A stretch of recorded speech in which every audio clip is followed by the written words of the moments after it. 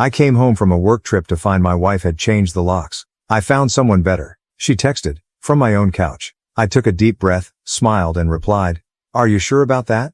Then I walked away. 4 days later, she was screaming on the phone. Something felt off during our last video call. Vivian was sitting in our living room, but the throw pillows were arranged differently. It was such a small detail that I almost missed it. After 8 years of marriage, you notice these things. The coral pillow she always kept on her side of the couch was gone, replaced by one I'd never seen before. When I mentioned it, she laughed it off, saying she needed a change. I was wrapping up a 2-week trip to Seattle. Big project, bigger opportunity. Vivian had been supportive when I left, telling me to knock their socks off. But as the days went by, her texts became shorter, our calls more rushed. She stopped asking about my day. When I'd share good news about the project, her responses felt hollow, rehearsed. "Just tired from work," she'd say. "You know how it gets." I did know. I'd helped her build her career from the ground up. What she didn't know was how much I'd actually invested in her success. But we'll get to that. The first real red flag came 3 days before my return. During our nightly call, I heard male laughter in the background. When I asked about it, Vivian quickly said it was just the TV. But our TV had a distinctive soundbar that I'd installed myself. This was definitely someone's voice. She ended the call shortly after, claiming a headache. I landed at 2 p.m. on Thursday. No response to my just landed text. Unusual, since Vivian always replied within minutes. The Uber ride home felt longer than usual. I noticed more details that seemed off. Her location sharing was turned off on our family plan, and her Instagram stories showed our living room from angles she never used before. When my key wouldn't turn in the lock, I initially thought it was stuck. It took a solid minute to register that the lock was new. Standing there, suitcase still in hand, I felt an odd sense of calm. 8 years of marriage, and my wife had changed the locks while I was away. That's when her text came through. "I found someone better. Don't bother trying to come in. I've moved on." The timestamp showed she was typing this while watching me through our security camera, from my couch, in my house. I took a deep breath and typed, "Are you sure about that?" Then I walked away, wheeling my suitcase behind me. No drama, no pounding on the door, no scene. Just 3 dots appearing and disappearing as she tried to respond. I checked into a hotel nearby and called my friend Damien. Within an hour, he'd pieced together what I'd missed. Vivian had been seeing someone named Ezekiel, a client from her firm. They'd been spotted at restaurants over the past month. But here's where it gets interesting. Ezekiel had a history of dating married women in positions like Vivian's, always when they were on the cusp of major career moves. While Damien talked, I logged into our shared cloud storage. Vivian wasn't tech-savvy. She never changed the passwords I'd set up. There they were, photos of them together, in our house, dating back 3 weeks. But she'd missed something crucial in her rush to replace me. My phone buzzed again. "Vivian, you're taking this better than I expected.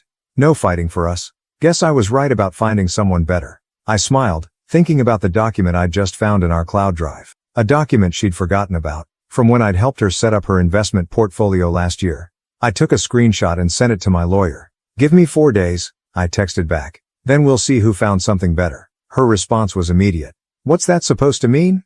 I didn't reply. Instead, I opened my laptop and began typing an email to some old colleagues. By midnight, I had everything I needed to make her realize exactly what she was about to lose. Tomorrow, I'll start putting the pieces in motion. For now, I'm enjoying the constant buzz of my phone as Vivian tries to figure out what I know. The best part? She has no idea that the comfortable life she's enjoying right now, the one she's sharing with him on my couch, was built on foundations she's about to shatter. Let her enjoy her better choice for now. In 4 days, she'll learn that some decisions have consequences she never saw coming. Update. First, thank you for all the support on my previous post. Your comments helped me stay focused. Here's what happened in the last 24 hours. Remember that document I mentioned finding? It was the agreement Vivian signed when I helped her set up her investment portfolio. What she forgot was that I didn't just help her invest. I was the one who provided most of the capital. The agreement clearly stated that in the event of our separation, certain investments would need to be liquidated immediately. But that's not what made her panic. Last night, Vivian's sister Sophia called me. She was crying. "Hunter, I can't keep quiet anymore. Ezekiel, he's done this before. 3 times. He targets women like Vivian, uses their connections, then disappears once he gets what he wants." I already knew about Ezekiel's pattern, but Sophia had details I hadn't uncovered. She sent screenshots of conversations between Vivian and Ezekiel from 2 months ago. They weren't just planning their affair, they were discussing business opportunities, using information I'd shared with Vivian about my company's upcoming projects. "There's more," Sophia said. "Last week, Vivian asked me to hold on to some documents for her. Said it was just backup copies of work stuff. I looked at them today. Hunter, She's been moving money around. Big amounts. I thanked Sophia and hung up. Logged into our joint accounts. There it was. Vivian had been making large purchases, disguising them as household expenses, art pieces, designer furniture, even a new car. All bought in the last month, all hidden under miscellaneous transactions. The interesting part. She'd used our joint account for the down payments, but the main purchases were funded through her company expense account. The same account I had helped her set up years ago. The one where I was still listed as a financial advisor. Time to make her understand exactly what she was risking.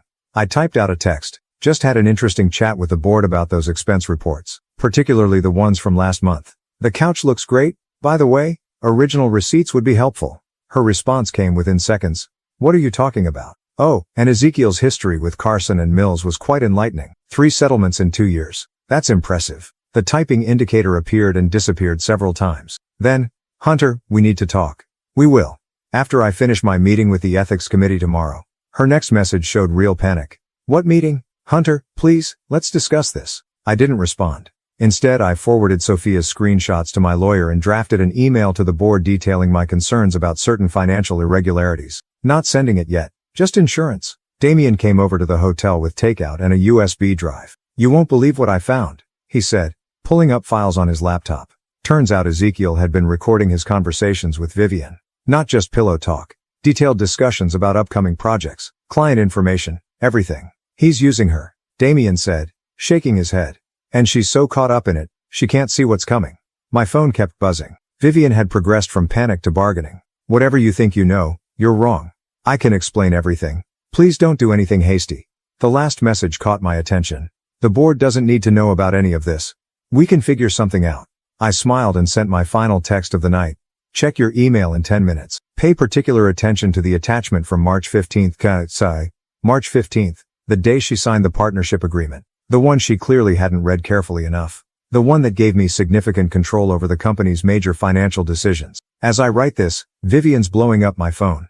Ezekiel's name has disappeared from her social media. The designer couch she bought with company money, the one she was so proudly sitting on in those photos, is suddenly listed for sale online. Tomorrow morning, I have a meeting. Not with the ethics committee, that was just to rattle her. The real meeting is with someone who has much more to lose if Vivian's recent activities come to light. I'll update again once everything's in motion. For now, I'm watching her slowly realize that her better choice might cost her everything she's worked for. And I haven't even played my biggest card yet. Update 2. Quick update from the last 24 hours because things escalated faster than expected. Remember that meeting I mentioned? It wasn't just about Vivian's expense reports. It was about something much bigger. When I helped Vivian land her position 5 years ago, I did more than just make introductions. I invested heavily under a holding company name she never bothered to research. Back then, she was so excited about the opportunity that she barely read the paperwork. She just signed where I pointed, too focused on her new corner office to notice the details. This morning, I walked into the board meeting with every receipt, every recorded conversation, and every suspicious transaction from the past 3 months, but I didn't present any of it. Instead, I just placed my shareholder voting rights on the table. The look on the chairman's face was priceless. You're the silent partner from Morgan Holdings? I nodded. And I'm concerned about some recent decisions made by certain members of the executive team. That's when my phone started buzzing. Olivia, my colleague who'd been keeping an eye on things, texted, Ezekiel just walked out of Vivian's office. He looks angry. She's crying. Turns out, Ezekiel had his own meeting this morning with his previous company's legal team. They were very interested in some confidential information that had mysteriously made its way to their competitors. Information that matched perfectly with the dates of his business dinners with Vivian. I stayed in the board meeting for exactly 47 minutes, long enough to express my concerns about the company's direction and suggest a thorough audit of all executive expenses, long enough for word to reach Vivian that her silent partner, the one who owned 12% of the company, was her soon-to-be ex-husband. The messages started pouring in. Vivian, how long have you owned shares? Vivian, why didn't you tell me? Vivian, Hunter, please can we talk about this? Vivian, you're going to destroy everything I've worked for. I replied to the last one. No. You did that yourself. Check your email. The email contained 2 things. Screenshots of her conversations with Ezekiel discussing confidential company information and the partnership agreement she'd signed 5 years ago. The one with a very specific clause about ethical violations. Sophia called next. Ezekiel just dumped Vivian. Said she's too much of a liability. She's losing it, Hunter. She tried to access the executive accounts but her credentials were already suspended. How do you know about the accounts? I asked. Because I'm the one who suggested the audit to the board last week. After I saw those documents she asked me to hold. Sophia's voice was steady. I love my sister, but what she did to you?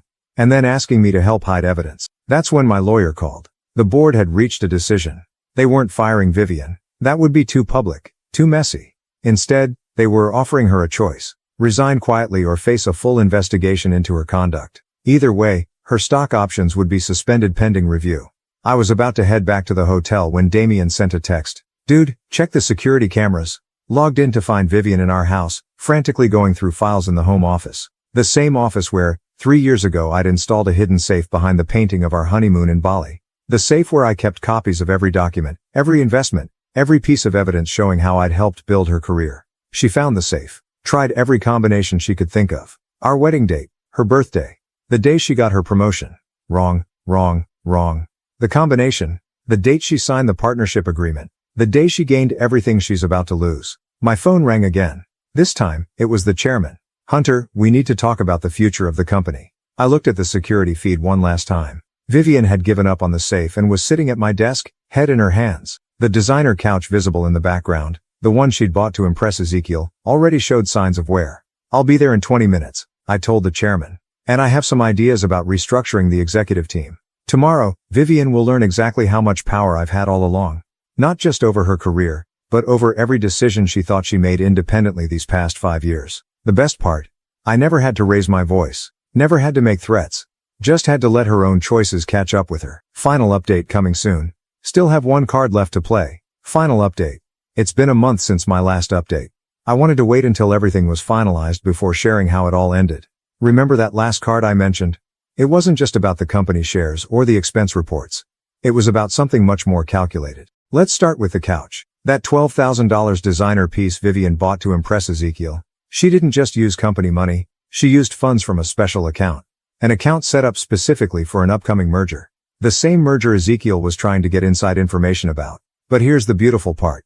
I knew she'd do something like this. 5 years of marriage taught me that Vivian couldn't resist showing off. So 3 months before my Seattle trip, I started laying the groundwork. Every casual conversation about my company's projects, every detail about potential deals I shared over dinner, it was all carefully planned. Information that seemed valuable but was actually worthless. The real projects, the actual deals, those were hidden behind NDAs that Vivian never knew existed. The morning after my last update, the board called an emergency meeting. They presented Vivian with everything. The unauthorized expenses, the leaked information, the recorded conversations with Ezekiel. But the final blow. It came from Sophia. My sister-in-law walked into the boardroom with a laptop containing emails between Vivian and Ezekiel. Emails discussing how they'd use my insider information to profit from the merger. Emails dated before I even left for Seattle. I kept copies of everything, Sophia told them, her voice steady. Every time she asked me to hold on to documents, every conversation about using Hunter's position for their benefit, I couldn't stay quiet anymore.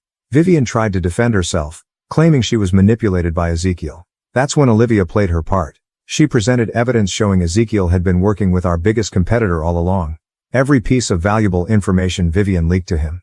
Carefully crafted misinformation that led our competitors down expensive dead ends. The board's decision was unanimous. Vivian was terminated, her stock options voided, and her reputation in the industry destroyed. But I wasn't done. Remember that partnership agreement she signed? The one giving me control over major financial decisions. It had another clause. Any ethical violations would trigger an immediate review of all personal assets acquired during the partnership. The house, purchased with a loan I'd guaranteed. Her car, bought through a company lease I'd arranged.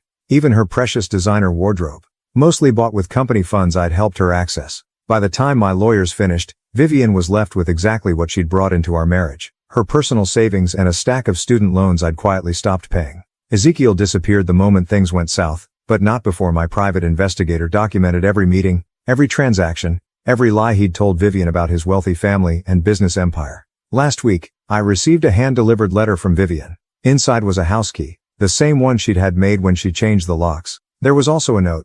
I understand now. You didn't just help build my career. You designed its self-destruct sequence. She was right.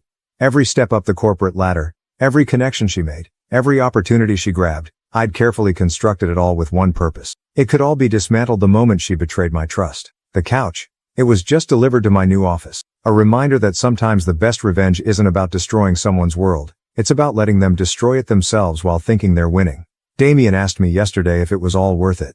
If spending years setting up such an elaborate contingency plan was excessive, I looked around my new corner office, the one that used to be Vivian's, and smiled. The best revenge, I told him, is watching someone realize that their better choice was actually their biggest mistake. Yesterday, I signed the final paperwork. The merger went through, the real one, not the decoy Vivian and Ezekiel tried to exploit. The company's value tripled overnight. Vivian watched it happen from her parents' guest room, where she's been staying since everything fell apart. Her last text to me was simple. You planned this all along, didn't you? I didn't respond. Some questions don't need answers. The designer couch sits in my office now, barely used. A $12,000 trophy of someone else's hubris. Sometimes the best things in life aren't free. They're just paid for by someone else's mistakes.